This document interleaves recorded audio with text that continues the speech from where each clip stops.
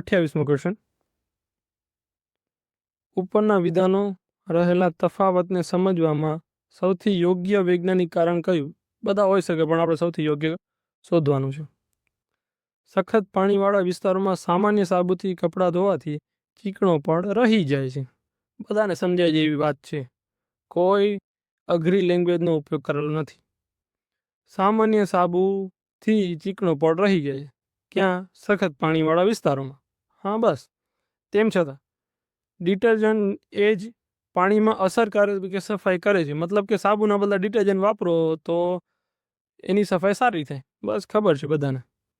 હવે આ બેના તફાવતને આપણે નીચેથી જવાબ શોધવાનું છે, વૈજ્ઞાનિક કારણને.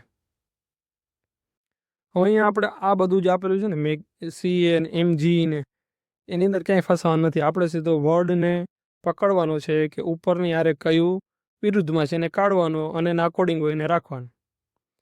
ડિટર્જન્ટ Ca2+, Mg2+ આયન સાથે મલમળીયો પડ બનાવે છે. ભાઈ ડિટર્જન્ટ ક્યાંથી મલમળીયો પડ બનાવે? અહીંયા તો એવી વાત કરે છે અસરકારક સફાઈ કરે છે, મતલબ જો સફાઈ કરતો હોય તો મલમળીયો પડ તો નહીં જ બને. નીકળી ગયો. ડિટર્જન્ટમાં કાર્બોક્સિલેટ જૂથો હોય છે જે કઠોરતાને દૂર કરે છે.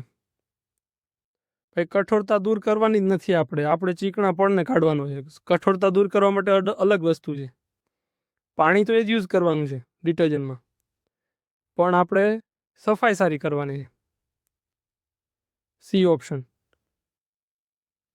ડિટર્જન્ટ Ca2+, Mg2+ આયન સાથે વિઘટિત અવક્ષેપ બનાવતા નથી. ખબર નથી હાલ આગળ.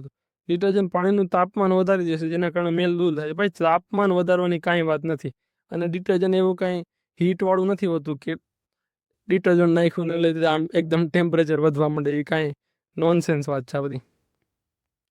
સી ઓપ્શન આવી ગયો સાચો.